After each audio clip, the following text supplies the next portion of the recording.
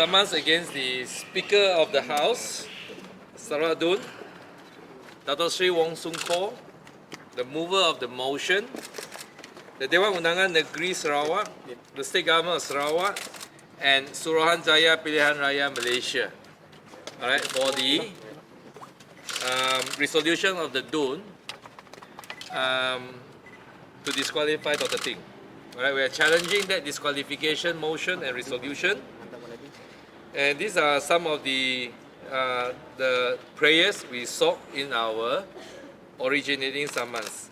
A declaration that the dissolution is null and void, ultra vires the law. That means beyond the jurisdiction of the Dewan Undangan Negeri.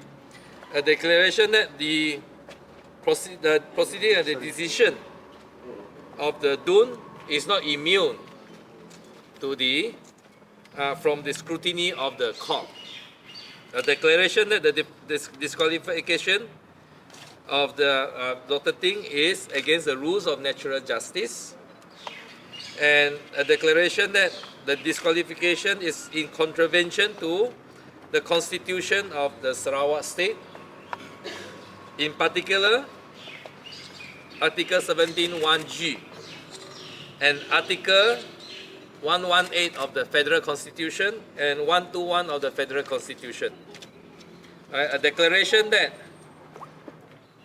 the disqualification the disqualification of Dr. Ting can only be made by way of an election petition that is which has been exhausted and disposed of by the election court. And a declaration that the Sarawak Negeri Sarawak Dun has no power to interpret law and has no power to engage in fact-finding of any particular case. And a declaration that the by-election of Pujut be stayed and postponed until the final disposal of this case, and an order that the decision of the disqualification be stayed, i.e. he be restored back as an Adun until the final disposal of this case. And a declaration that his remuneration continue, his benefits as an Adun continue until the final disposal of this case, and damages and any other purpose. Alright? So these are the orders we are praying for, and the five defendants have been listed. The grounds, basically, I think there are a few grounds. Number one, the disqualification, the determination of this issue 17(1)(g), alright, has been done by the election court, by the election judge. So the government cannot have a second bite.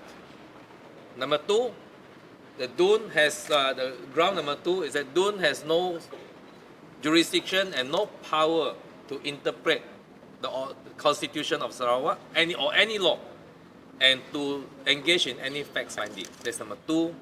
And number three, against rules of natural justice, that he has not been given proper time, sufficient time to defend his case. And number four,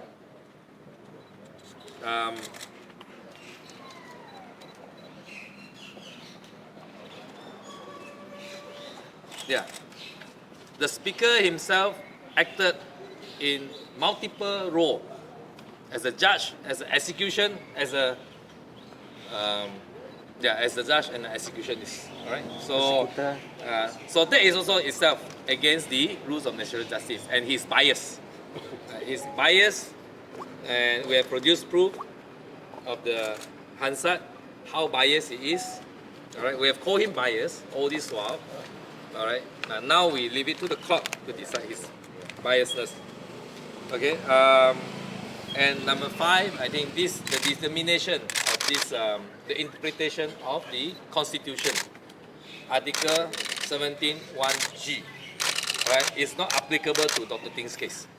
Okay, it is only a case, that Constitution provision is only applicable to the case where after you get elected, you acquire the citizenship of another country. It does not apply to a case where after you, before you elected, you were a citizen of another country, but you have given up the citizenship of that country. right? When you are nominated, before you nominated and elected, you have given out the citizenship of the country. Article 17, 1G is not applicable to 17's case. All right. Anyway, this is a matter for the court to decide whether the 17, 1G is applicable to his case or not his case. All right. It's not for ASEA to do the interpretation. Okay. So basically, these are all the grounds, and also I think the whole thing is that in all fairness, the election commission should postpone the by-election, pending the disposal of this court, unless the election commission thinks that they are above the law and above the court.